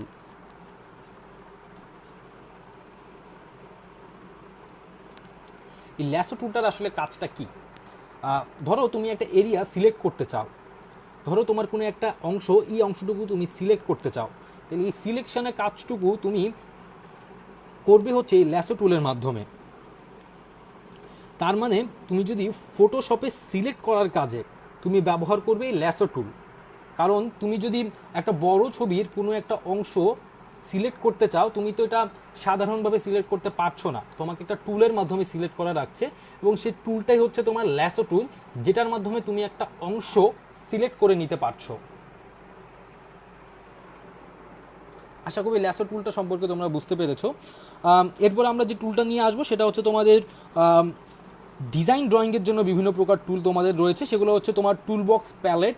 এগুলো সম্পর্কে তোমাদের খুব বেশি জানার প্রয়োজন নেই, তোমরা খালি নামগুলো সম্পর্কে একটু জানবে এবং এটা মনে রাখার চেষ্টা করবে। যে যেমন এখানে আমি বলেছি যে সিলেকশন টুল হিসেবে ব্যবহার করছি আমি ল্যাসো টুল, এবং তুমি বলবে ফটোশপ কেন ব্যবহার করা হয়, তাহলে আমি বলবো যে ছবি সম্পাদনের জন্য কোন সফটওয়্যার ব্যবহার করা হবে, তখন অবশ্যই বলতে হবে যে ফটোশপ। এই ধরনের ছোটোখাটো বিষয়গুলো তোমাদের মনে রাখলেই চলবে, এগুলো সম্পর্কে খুব বেশি বিস্তারিত তোমাদের জানার প্রয়োজন নেই।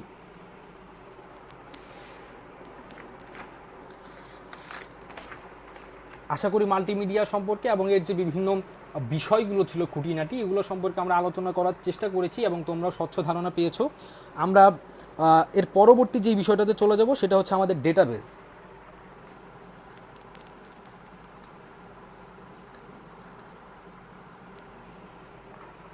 ডেটাবেসটা আমাদের জন্য গুরুত্বপূর্ণ। ডেটাবেস আসলে কি? ধরো আমাদের দেশে যে আদমশুমারিগুলো হয়, আদমশুমারিতে দেশের জনসংখ্যা কতজন সেটা আমরা হিসেব করি, এই আদমশুমারিটা বিভিন্ন ক্ষেত্রে কাজে লাগাই। এখন এই সব কিছুর তথ্যগুলো ধরো সারা বাংলাদেশব্যাপী লক্ষ লক্ষ মানুষ, কোটি কোটি মানুষের তথ্য তোমার কাছে জমা রাখতে হবে। এখন সেই জমাটা তুমি অবশ্যই খাতা কলমে যদি সাধারণভাবে রাখতে চাও তাহলে সেটা তোমার জন্য খুবই কঠিন। সেই ক্ষেত্রে আমাদের ডেটাবেসগুলো আসলে খুবই গুরুত্বপূর্ণ ভূমিকা পালন করে। সুতরাং তোমার ডেটাবেজের জন্য যে মূল বিষয়টা সেটা হচ্ছে এটা তোমার তথ্য সংরক্ষণ করে রাখবে, এবং অনেক তথ্য সংরক্ষণ করে রাখায় এই ডেটাবেসকে আমরা বলি তথ্যাধার। তথ্যের আধার মানে অসংখ্য তথ্য আমরা এই ডেটাবেজের মাধ্যমে সংরক্ষণ করে রাখি এবং প্রয়োজন অনুযায়ী আমরা সেই তথ্যগুলো নিয়ে ব্যবহার করি। এবং ডেটাবেজের জন্য বিভিন্ন ধরনের তোমার সফটওয়্যার আমরা ব্যবহার করে থাকি। সেই সফটওয়্যারগুলোর মধ্যে একটা বিশেষ সফটওয়্যার হচ্ছে তোমার ফক্স প্রো। সফটওয়্যারের নামটা তোমরা মনে রাখবে। ডেটাবেজের জন্য আমরা যে সফটওয়্যারটা সাধারণত ব্যবহার করি এটা হচ্ছে তোমার প্রচলিত একটা সফটওয়্যার, আর অসংখ্য সফটওয়্যার রয়েছে, সেটা হচ্ছে তোমার ফক্স প্রো। ডেটাবেজটা আসলে কেন গুরুত্বপূর্ণ বা ডেটাবেজ আমাদের জন্য কেন জরুরি? ধরো তোমাকে যদি আমি 1 লক্ষ লোকের বয়স, তার বাসস্থান মানে তার তুমি যদি বলি ঠিকানা, যদি বলি যে তার বিশেষ কোনো বৈশিষ্ট্য,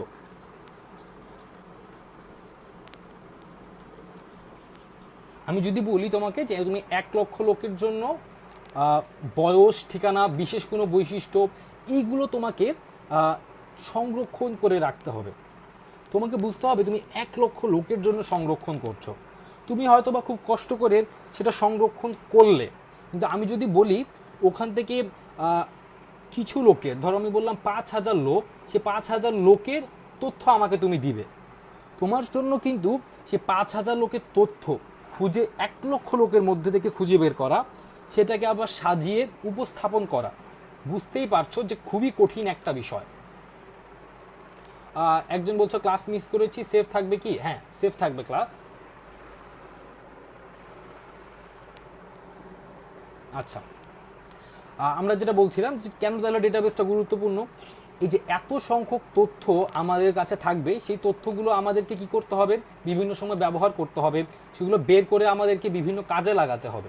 এই জন্যই আমাদের ডেটাবেসটা আসলে গুরুত্বপূর্ণ, ডেটাকে সংরক্ষণ করার জন্য, ডেটাকে পরবর্তীতে ব্যবহারের জন্য, এবং ডেটাকে তাহলে আমরা কি কি করতে পারছি, দেখো এখানে ডেটা সংরক্ষণ করতে পারছি, প্রয়োজন বোধে ব্যবহার করতে পারছি, সেটার একটা সুসজ্জিত তালিকা তৈরি করতে পারছি, প্রয়োজনে সম্পাদনা করতে পারছি। এই সকল কাজগুলোই কিন্তু আমাদের এই ডেটাবেস এবং ডেটাবেস সফটওয়্যারের মাধ্যমে আমরা করে থাকি। এখান থেকে যে ছোট ছোট বিষয়গুলো তোমরা মনে রাখবে সেটা হচ্ছে ডেটাবেসের তাহলে ক্ষুদ্রতম অংশটা কি আসলে। ডেটাবেসের ক্ষুদ্রতম অংশকে আমরা ফিল্ড বলি।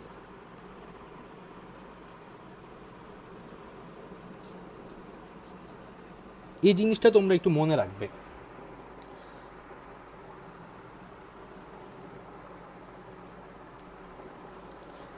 এবং আমরা ডেটাবেসের মধ্যে আরেকটা বিষয় বলে রাখা গুরুত্বপূর্ণ, সেটা হচ্ছে আমাদের ডেটা টাইপ।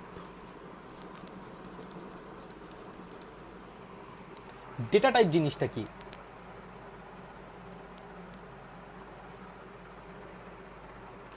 ডেটা টাইপটা হচ্ছে যে ধরো আমরা যখন কোনো একটা বর্ণ লিখছি, ধরো এ বি সি এভাবে যখন আমি লিখছি, এগুলো কি? এগুলো হচ্ছে টেক্সট ডেটা। আবার যদি আমি লিখি এখানে 1 2 3 4 এভাবে যদি আমি লিখতে থাকি, এগুলো হচ্ছে আমার নাম্বার ডেটা। তার মানে ডেটাটা কি কোন ধরনের? এটা কি সংখ্যা, এটা কি তোমার কোনো একটা বর্ণ, নাকি এটা তোমার অন্য বিভিন্ন, এটা কি কোনো একটা তারিখ? এরকম বিভিন্ন ধরনের ডেটা টাইপ আমাদের রয়েছে। যেমন সংখ্যার মধ্যে বিভিন্ন ধরনের সংখ্যা থাকতে পারে,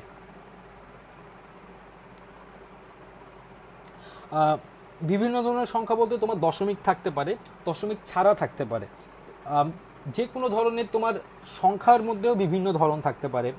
এই ধরনের যে টাইপগুলো আমরা বলছি, যেমন আমি যদি তারিখ লিখি, ধরো আজকের তারিখটাই যদি আমি লিখি, আজকে হচ্ছে তোমার 5 আগস্ট, তাহলে হচ্ছে 5/8/2020, এটা কিন্তু আমার তারিখ বা ডেট, আরেকটা ডেটা টাইপ। তার মানে এরকম যে বিভিন্ন ধরনের ডেটা রয়েছে সেগুলোকে আমরা এক একটা ডেটা টাইপ বলছি।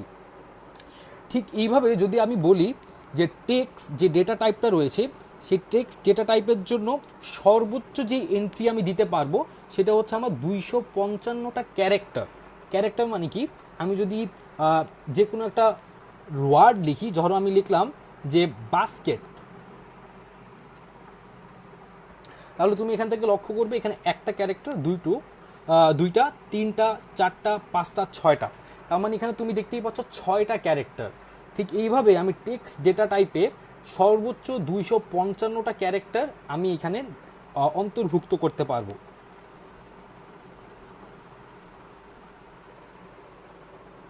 তোমরা সকলেই কি বুঝতে পারছো আমি যে বিষয়গুলো সম্পর্কে জানাচ্ছি?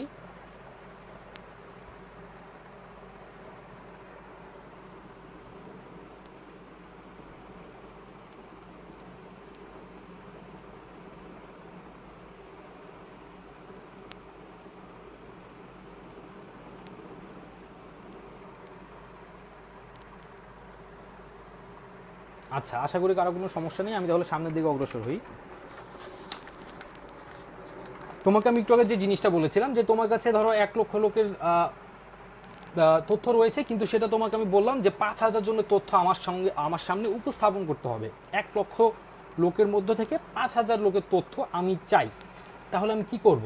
সেই সব ক্ষেত্রে আমার রিপোর্ট করার প্রয়োজন হয়, এবং ডেটাবেজের অন্যতম সুবিধা যেটা হলো সেটা এই রিপোর্ট যে অপশানটা বা এই যে রিপোর্ট ফিচারটা, সেটাই কিন্তু আমি ডেটাবেজের যদি অন্যতম একটা সুবিধা হচ্ছে যে রিপোর্ট।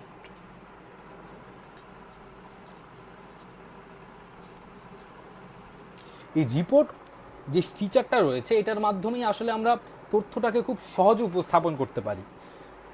তোমার কাছে অসংখ্য তথ্য থাকলে সেই তথ্যের যে একটা সামারি বা সংক্ষিপ্ত বিবরণী, সেটাই আসলে রিপোর্টের মাধ্যমে তুলে আনা হয়, এবং এই রিপোর্টটা আসলে ডেটাবেস সফটওয়্যারের মাধ্যমে খুব সহজেই তৈরি করা যায়। আরেকটা বিষয় যেটা গুরুত্বপূর্ণ সেটা হচ্ছে তোমার এই যে ডেটাবেসের মধ্যে যে আমি তথ্য, সেই তথ্যগুলোকে তো আমার খুঁজে বের করতে হবে।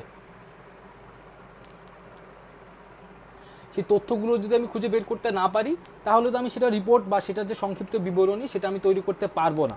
সুতরাং তথ্য যদি আমাকে খুঁজে বের করতে হয়, তাহলে আমার এই যে এতগুলো তথ্য, সেই তথ্য থেকে খুঁজে বের করার কাজটিও কিন্তু খুব একটা সহজ কাজ না।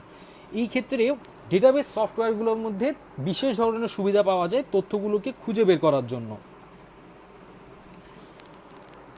এবং এখান থেকে আমরা আরও কিছু অপশন সম্পর্কে জানবো, সেটা হচ্ছে তোমার ডেটাবেসের মাধ্যমে তুমি ডেটা এন্ট্রি যখন করবে তখন তোমাকে ডেটা টাইপগুলো কিন্তু নির্ধারণ করে দিতে হয়। এই জিনিসটাও একটু মনে রাখবে, এটা আমি বলতে ভুলে গিয়েছিলাম, ডেটা টাইপ বলার সঙ্গে সঙ্গে বলা উচিত ছিল।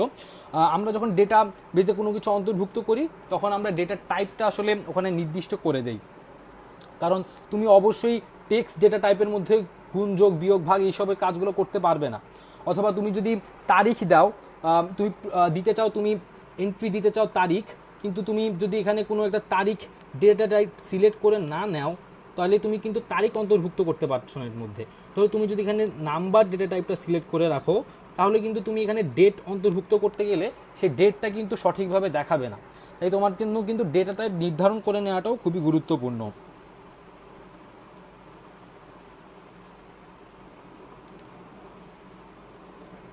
আচ্ছা, যেটা বলছিলাম আমরা, যে ডেটাবেসে যে কোনো কিছু যখন তোমাকে খুঁজে বের করতে হবে তখন তোমাকে কিন্তু যে ফাইন্ড অপশানটা সেটা খুবই সুবিধা দিবে। যেমন আমি তখন তোমাকে বলছিলাম যে তোমার কাছে 1 লক্ষ ডেটা রয়েছে, সেখান থেকে তুমি 5,000 ডেটা খুঁজে বের করতে চাও, অবশ্যই তোমার জন্য 5,000 ডেটা ম্যানুয়ালি খুঁজে বের করা খুবই কষ্টসাধ্য। সেই ক্ষেত্রে এই যে ফাইন্ড যে অপশানটা, সেই ফাইন্ড অপশানটা তোমাকে যে কোনো কিছু খুঁজে বের করতে খুবই দ্রুততার সঙ্গে তুমি ফাইন্ড অপশানের মাধ্যমে খুঁজে বের করে ফেলতে পারবে। এবং এটাই হচ্ছে তোমার ডেটাবেস ব্যবহারের সুবিধাগুলোর মধ্যে অন্যতম একটি সুবিধা। এছাড়াও তুমি ফাইন্ড অপশানের জন্য আরেকটা যে সুবিধা পাওয়া যায় সেটা হচ্ছে তুমি এটাতে শর্ত অন্তর্ভুক্ত করতে পারো। ধরো তুমি যাদের বয়স 50-এর ঊর্ধ্বে তাদের খুঁজে বের করতে চাও, তাহলে তুমি এই যে শর্তটুকু সেটা অন্তর্ভুক্ত করে দিয়ে তুমি ফাইন্ড অপশানটি ব্যবহার করতে পারবে, যার মাধ্যমে খুব সহজে 50 ঊর্ধ্ব বয়সের কারা রয়েছে তুমি সেটা খুব সহজে খুঁজে বের করতে পারবে। তুমি যদি সাধারণভাবে 1 লক্ষ লোক থেকে বয়স দেখে দেখে 50 ঊর্ধ্বদের খুঁজে বের করতে চাও তাহলে তোমার জন্য কিন্তু বিষয়টা খুবই কঠিন। কিন্তু তুমি যদি এই শর্ত অন্তর্ভুক্ত করে দিয়ে খুঁজতে চাও তাহলে কিন্তু তুমি খুব সহজেই মুহূর্তের মধ্যেই তুমি বিষয়টা করে ফেলতে পারছো। এবং এই যে ডেটাবেসের জন্য তথ্য যে খুঁজে বের করার আরেকটা সুবিধা হচ্ছে সেটা হচ্ছে তুমি খুঁজে বের করার সাথে সাথে যদি তুমি তথ্যটাকে ভুল তথ্য পরিবর্তন করতে চাও সেটাও কিন্তু তুমি খুব সহজে করতে পারছো ফাইন্ড অ্যান্ড রিপ্লেস অপশানটার মাধ্যমে। ফাইন্ড অপশানটার মাধ্যমে তুমি খুঁজে বের করতে পারছো এবং রিপ্লেসের মাধ্যমে যদি কোনো কিছু তুমি পরিবর্তন করতে চাও তাহলে সেই অংশটুকু খুঁজে বের করলে এবং রিপ্লেস অপশানটার মাধ্যমে সেটা পরিবর্তন করে ফেললে এর মাধ্যমে খুব সহজেই তুমি তথ্যের সম্পাদনাও করতে পারছো। এটা হচ্ছে তোমার ডেটাবেসের যে ব্যবহারের যে বিভিন্ন সুবিধাগুলো সেটা আমরা এখানে উল্লেখ করলাম। আশা করি তোমরা সকলেই এই বিষয়টা বুঝতে পেরেছো।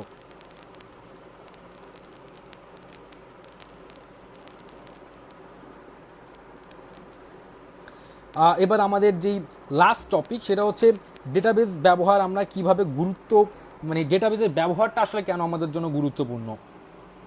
আমরা অলরেডি তোমাদেরকে বলে ফেলেছি যে ডেটাবেসের যেই কেন ব্যবহার করব এটার একদম প্র্যাকটিক্যাল উদাহরণ দিয়ে আমি তোমাদেরকে বোঝানোর চেষ্টা করেছি। অলরেডি হয়তোবা তোমরা এই সম্পর্কে ধারণা পেয়ে গিয়েছো, তারপরে আমি আরেকবার বলে নিই যে ডেটাবেসটা আমাদের জন্য গুরুত্বপূর্ণ এই কারণে যে ডেটাবেসটা আমরা কেন ব্যবহার করব, আমাদের তথ্য সুসজ্জিত থাকবে,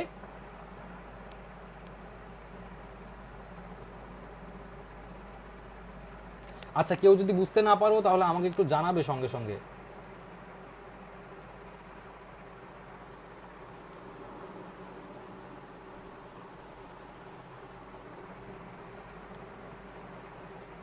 আচ্ছা, আমরা বলছিলাম যে ডেটাবেস প্রোগ্রামের ব্যবহারগুলো কি। আমরা ডেটাবেস তাহলে বলেই ফেলেছি যে অসংখ্য তথ্য আমরা সংরক্ষণ করব, সেটার একটা সুসজ্জিত তালিকা করব এবং সেই তথ্যগুলোর সঠিকভাবে ব্যবহার এবং সেই তথ্যগুলোর সংক্ষিপ্ত বিবরণী তৈরি, এই সকল কাজগুলোতে আসলে আমাদের ডেটাবেস সফটওয়্যারগুলো খুব গুরুত্বপূর্ণ ভূমিকা রাখে।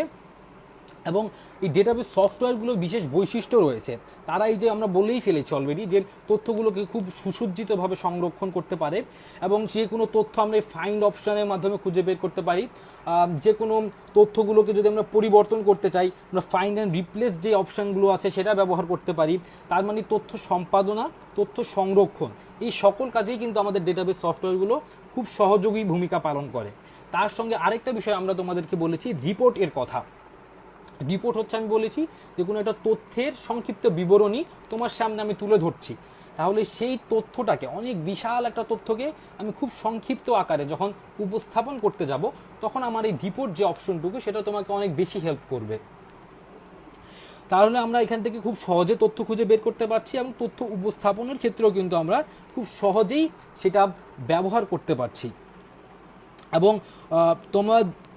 আমরা আরেকটা বিষয় বলেছি যে ফাইন্ড যে অপশনটা, সেটার ক্ষেত্রে আমরা শর্ত অন্তর্ভুক্ত করেও কিন্তু খুব সহজেই খুঁজতে পারি। এবং আরেকটা বিষয় তোমাদেরকে একটু বলার প্রয়োজন, সেটা হচ্ছে যে তুমি কোনো একটা ডেটা এন্ট্রি দিচ্ছ, ধরো আমি এখানে বলেছি যে এই যে ডেটার এই যে কলামে, সেখানে শুধুমাত্র তোমার জন্ম তারিখ সেটা অন্তর্ভুক্ত হবে, আর এপাশে ধরো আমি বললাম যে তোমার বয়সটা কত সেটা এখানে লেখা থাকবে।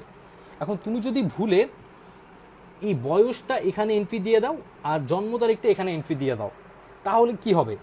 এখানে সুবিধা যেটা পাওয়া যায় যে তুমি যদি কোনো ভুল ডেটা এন্ট্রি দাও, তোমার ডেটা টাইপটা যদি না মিলে, কারণ তুমি জানো যে জন্ম তারিখের জন্য ডেটা টাইপ হচ্ছে ডেট এবং বয়সের জন্য যে কোনো একটা নাম্বার আমরা বলি।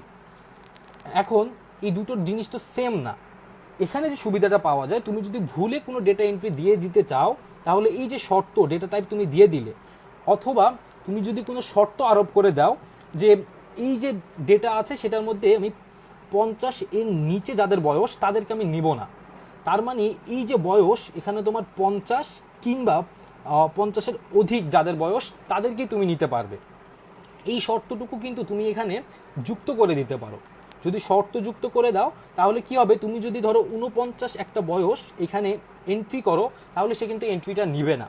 তাহলে তুমি যে তথ্যের যে শুদ্ধতা কিংবা ভুল তথ্য যে ইনপুট দেওয়ার ক্ষেত্রে যে একটা তোমার আশঙ্কা থেকে যায়, সেটা কিন্তু তুমি এখান থেকে খুব সহজেই দূর করে ফেলতে পারো।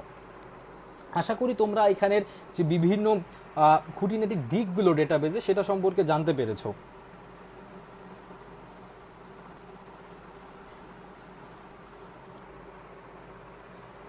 তোমাদের যদি কারো কোনো বুঝতে অসুবিধা থাকে আমাকে একটু জানাও, আমরা ছোট দুই একটা টপিক সম্পর্কে কথা বলেই আজকের ক্লাসটা শেষ করব।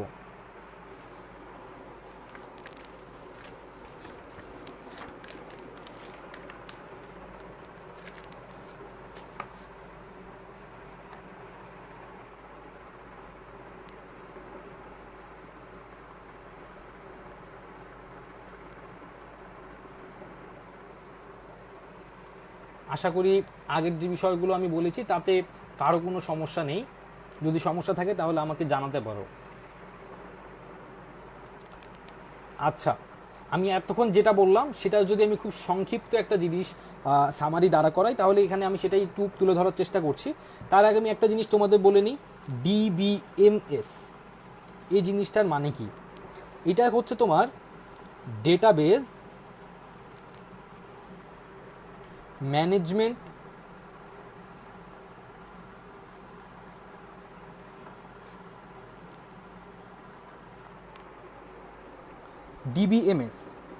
ডিবিএমএস কথাটার মানে হচ্ছে যে ডেটাবেজ ম্যানেজমেন্ট সিস্টেম।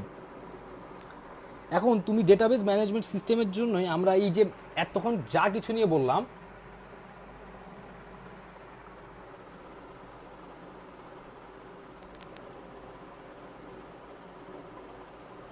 আচ্ছা আমরা এতক্ষণ যা কিছু নিয়ে কথা বললাম এই সব কিছুই কিন্তু এই ডেটাবেজ ম্যানেজমেন্ট সিস্টেমের মধ্যে অন্তর্ভুক্ত। এই ডেটাবেজ ম্যানেজমেন্টের মধ্যে আমরা বলেছি যে এখানে আমরা যে তথ্যগুলো সংরক্ষণ করি এই তথ্যগুলোকে বলা হয় রেকর্ড, এবং এই রেকর্ডগুলো তুমি চাইলেই কি করতে পারো, পরিবর্তন করতে পারো, সম্পাদন করতে পারো, নতুন রেকর্ড যুক্ত করতে পারো, যে কোনো কিছু অপ্রয়োজনীয় সেটা তুমি মুছে ফেলতে পারো, যে পুরনো যেটা রয়েছে সেটাকে সম্পাদন করে নতুন যে তথ্যটা সেটা আপডেট করতে পারো। তুমি ডেটার যে বললাম ভুল যাতে না হয় সেই যে অংশটুকু তুমি শর্ত নির্ধারণ করে দিয়ে সেই ভুলের আশঙ্কাটাও দূর করে দিতে পারো। এবং সবচেয়ে গুরুত্বপূর্ণ যে বিষয়টা, সেই দুটো বিষয় হচ্ছে যে রিপোর্ট তৈরি করতে পারো এবং অনুসন্ধান করতে পারো। রিপোর্ট আমি আগেও বলেছি যে অসংখ্য তথ্যর মধ্যে থেকে যে একটা সংক্ষিপ্ত বিবরণী তুমি তুলে নিয়ে আসছো সেটাই হচ্ছে অ্যাকচুয়ালি রিপোর্ট। আর তথ্য অনুসন্ধানের ক্ষেত্রে এই যে ডেটাবেজ ম্যানেজমেন্ট সিস্টেমগুলো এগুলো তোমাকে সবচেয়ে বেশি সহায়ক ভূমিকা পালন করে। আশা করি তোমরা এই পর্যন্ত সকলেই বুঝতে পেরেছো, এবং এটাই হচ্ছে আসলে ডেটাবেজ ম্যানেজমেন্ট সিস্টেমের সবচেয়ে যে গুরুত্বপূর্ণ দুটো ফিচার, সেটা হচ্ছে যে রিপোর্ট তৈরি করা এবং তথ্য অনুসন্ধান করা। সুতরাং তোমরা এই দুটো বিষয় সম্পর্কে একটু জানার চেষ্টা করবে এবং এই দুটো বিষয় একটু মনে রাখার চেষ্টা করবে।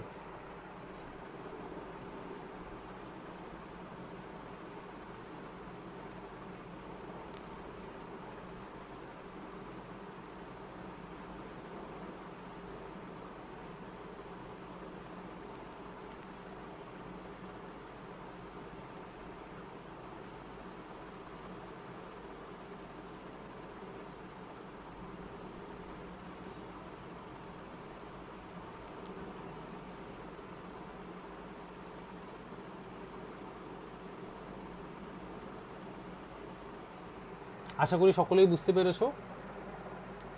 আচ্ছা, একজনের একটা প্রশ্ন আমি পেয়েছি যে কোয়েরি এবং রিপোর্ট এর মধ্যে পার্থক্যটা যদি একটু বলেন। আচ্ছা,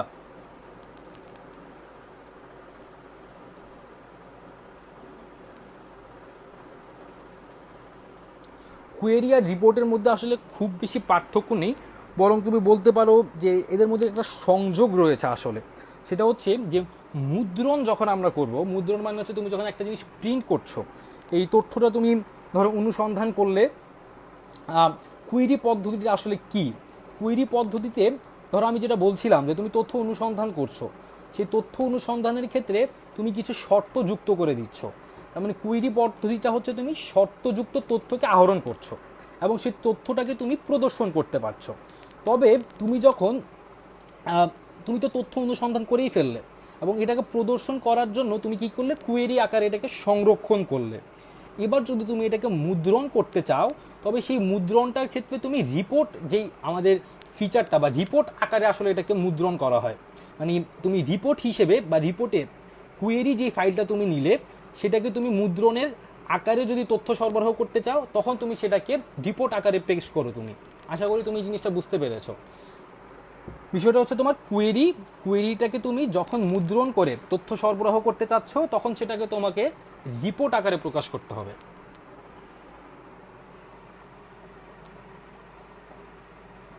আমার কথাটা কি ক্লিয়ার?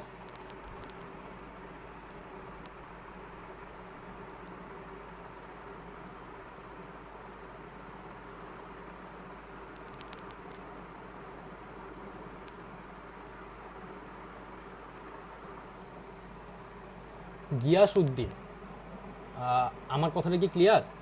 মানে আমি কি তোমাকে বুঝাতে পেরেছি কোয়েরি আর রিপোর্টের মধ্যে পার্থক্যটা কি?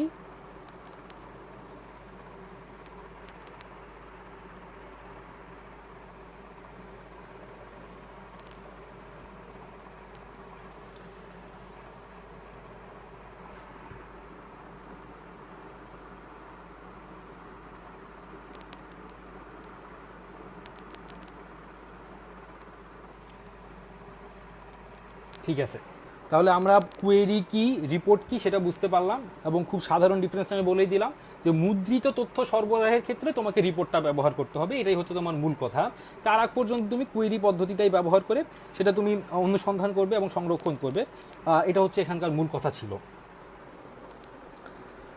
আশা করি আমরা আমাদের যে আজকের টপিকটা ছিল, আমাদের যে আইসিটির লেকচার 2, সেটার মধ্যে আমরা যদি একবার রিক্যাপ করি, আমরা আমাদের যে টপিকটা ছিল আমার লেখালেখি ও হিসাব, তার মানে প্রথম যে অংশটুকু ছিল মাইক্রোসফট ওয়ার্ডের বিষয়গুলো, তারপরে হিসেবের জন্য ছিল মাইক্রোসফট এক্সেল, এই দুটো বিষয় আমরা কভার করেছি।